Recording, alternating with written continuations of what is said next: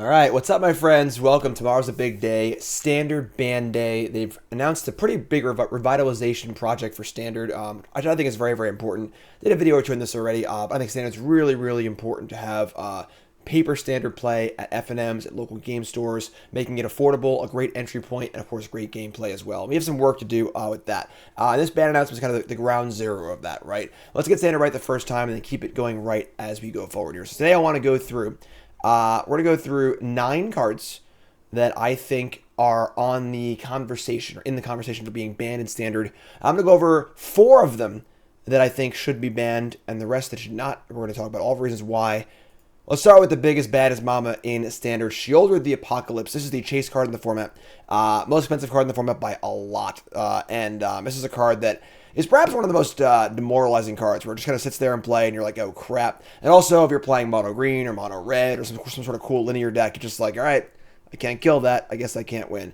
And what do I think about Sheoldred? Should it be banned? Just when I thought I was out, they pulled me back in. I hate this card. All right, I absolutely detest the design of like Mythic that gives no value but is unbeatable if it's in play. You know, Baneslayer, Angel, and Friends before it, a little outdated, obviously. I think the play pattern's really, really bad. But at the end of the day, this is just a creature. You know, if you go for the throat this or you kill this with a Leyline Binding or whatever else, you're almost always up on mana. You spent, 1 or 2 mana instant speed for a 4 mana sorcerer speed play, and Sheoldred is very, very good, but it's not ubiquitous. It's not a card like a card like Fable the Mirror Breaker, which we'll get to next, where it's in a whole bunch of different decks. There are a lot of black decks that play maybe 2 copies of Sheoldred, some that play 0. So the card is obviously very, very good, but I think that a creature doesn't generate any inherent card advantage. It isn't like that hard to answer if you're willing to skew your deck a little bit. Is fine. I hate the card personally, but I think that Sheoldred is a little bit below the bar of what I'd want to see in a banned card. So I think Sheoldred should stay. I'm not a huge fan of it, but, But as far as ubiquity goes, Fable the Mirror Breaker is the best card in Standard. It is not even close. Of course, this card is in huge amount of different decks. And it's funny how we've kind of been on this trail of like, how good is Fable? Is Fable good enough for Modern? Is it good enough for Cube? Is it good enough for, is it good enough for Standard was the question at first. And the answer's been yes, yes, yes, yes, yes, yes, yes. He's playing Legacy, Vintage, Modern, Pioneer, literally every format. And in Standard, it is the best card in the format, again, by a wide margin. Looks so innocent, but this card is always a 2-for-1. Or almost always 2-for-1. And very often feels like a 3-for-1. You get a 2-2 that must be killed. You get to smooth your hand out, and maybe you're playing graveyard stuff, want some value there. And then you get another 2-2 that must also be killed. For the mana, that's insane. And this card, if you're going to ban one card in Standard, this is it. It's not even close. I'm sorry, Fable the Mirror Breaker. Get off my plane. But you, if we're going to ban anything, it's going to be you first. And it'll still see plenty of play in all the other formats. But in Standard, just too much of a squeeze in the format. And just, you kind of have to play it in every deck. Any pros deck building process starts with this card. So, Fable the Mirror Breaker, see ya. Very, very obviously going to be banned tomorrow. That's not even a question. Similar to Fable the Mirror Breaker is Wedding Announcement, which is another 3-mana enchantment that gains a lot of value, kind of snowballs, sort of like Fable does, but not nearly as debilitating. You can answer Wedding Announcement on a 1-for-1 basis, even if you're tapped out at not that big of a loss, right? They play Wedding Announcement, make a token, you untap, cast Destroy Evil or Loran, whatever else it might be, to destroy it, and they have 1/1/1 in play. But it didn't gain that much value off of it. The card's obviously very, very good. It's a key part of the mono control decks. We'll get to it a little bit later on, but I think that Just when I thought I was out, they pulled me back. I think Wedding Announcement's fine. I think if this is one of the best cards in the format, fine, so be it. It's kind of interesting that it doesn't play very well with Thalia, one of the other good white cards to build around. And I don't think the mono white deck is that beatable. More on that a little bit, or that unbeatable. More on that a little bit later. So Wedding Announcement, I think you're fine. Up next is Atraxa, Grand Unifier. Though they keep putting commander cards in my standard decks. My standard formats, I mean. And Atraxa is one of the more ridiculous cards printed, honestly, in the last decade. Not a card that sees play in every deck. This card is a very, very different card than Fable the Mirror Breaker, in that Fable is the glue that holds every deck together. This is more of a top-end card for a few different decks. But this is the kind of card that I think is just absolute poison in a standard format. In standard, where the format's slow enough, you can just cast this card. This is the kind of card, very similar to Emrakul, the Promised End, where when you cast it, if the game doesn't end that turn, like, they Doomblade it, untap, and just kill you or whatever, or they counter it, and everything that happened before it is almost irrelevant. So it just negates the prior, 6 or 7 turns and says, okay, Trax is here, brand new game, sorry about that. And that's a terrible, terrible thing for a Magic card to do in a power level 4 format of Standard. It's just way, way too much. This card's obviously not a key player in the format right now, but if you were to ban a few cards, make the format a little bit weaker, it'll be a lot better. And again, the issue here is gameplay. The issue here is invalidating entire games worth of playing Magic. And then also, if it becomes a victim of its own success and everyone's playing Atraxa, those games where like you cast Atraxa, I cast Atraxa, both of our Atraxas find another Atraxa, are just like literally hell on earth. The game, they literally never end, and they just go on and on and on indefinitely. This card is just a huge mistake, and this is not the most powerful card on the list. It's honestly, I'm sorry, not most powerful, most ubiquitous card on the list. But I think this is the kind of card where this is a quality of life ban for the future. Really, really don't like this card. So, Traxa, Get off my plane. See you later. Invoke Despair, one of the most hated cards in the format. And this, of course, is a huge reason why Black is so good, alongside Shieldred. And this is also, while this card is very, very good, the big count against this card for me is how unplayable it makes big enchantments and big planeswalkers, right? You can't tap out for all V1 in this format because your opponent's just going to tap out for Invoke Despair and make you look stupid with their 3-for-1. So this card makes it very hard to build a deck around planeswalkers or enchantments in that regard, while also being extremely good on rate.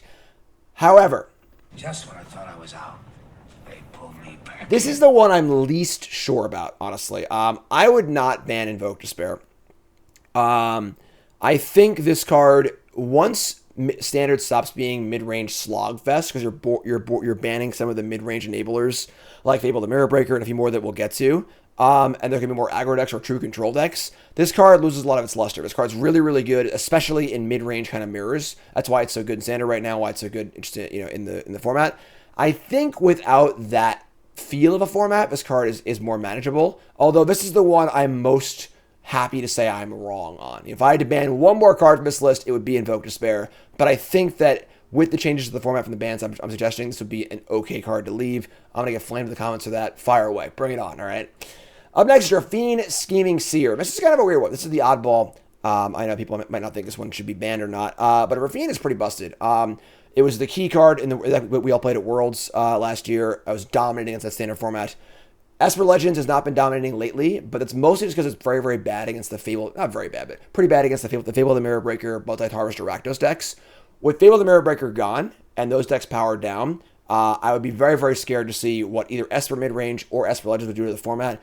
This card is just so unbelievably punishing on the play, especially big snowball card. Rafine and Fable of the Mirror Breaker, two of the biggest turn 3 snowball cards in the format. Big play draw discrepancy. So I think that Rafine Scheming Seer should leave the format because I think that if you ban some other cards and Fable of the Breaker is gone, it just changes to Esper. Esper everything. And Esper's also a deck that's very, very good at handling everything.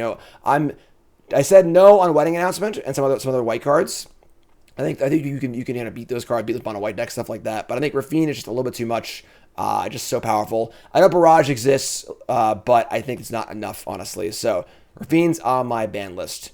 Plaza Heroes is not on my ban list. Spoiler alert. Just when I thought I was out. However, They pulled me this is back kind of a in. creative option if you wanted to try and ban Rafine without banning Rafine. Try and weaken the legend decks. This is one of the best lands in the format. Unbelievably good card. So many good multicolor legends in the format. And this card is insane with all of those. And I personally would like to see what legend decks look like without Rafine. I think it definitely makes so maybe you can play more than one different kind of legend deck. It's not always going to be Esper. So I don't think I ban this card, but I wanted to mention it. It is a possible thing you could do, but I think Rafine's the real target. We got a big one here, folks. Reckoner Bankbuster. Yeah, this is the other slam dunk ban for me alongside Fable the Mirror Breaker. Fable and Bankbuster are the two glue cards that hold mid-range together in this format. Bankbuster is the most ubiquitous card in the format. It sees play in over like 60% of the decks. It sees play in Control. It sees play in every single flavor of mid-range deck. Mono White Control, Jeskai Control. You can board it against, in your aggro deck against control decks or mid-range decks or whatever for more value. It just it just does everything at too low of a cost, and it's the byproduct of what happens when you make a colorless card that costs 2 that's really, really good. Everyone can play it. It's a really tough line to walk. We've seen it before. Umazawa's GT, Smuggler's Copter. So I think Bankbuster leaving the format is definitely a one of the most healthy things that can happen to get a more varied format. Because this card is just far too ubiquitous. It's very, very hard not to play this card. And again, with this card gone and with Fable gone, we can hopefully move away from the sort of mid-range soup that every deck plays. And I would love to see that process. So, Bankbuster. Get off my plane. And the last card we're going to discuss today is the Wandering Emperor. And this one's mostly because I hear murmurs about it. I think that's ridiculous. I think the Wandering Emperor is perhaps one of the most best designed Planeswalkers ever printed. Almost, or not almost all, but a large portion of his card's power level is front-loaded. So on that first initial casting, when you trick a creature, exile an attacker, that's where most of the power is. And what it leaves behind is an okay Planeswalker. You make a 2/2, pump a creature or two.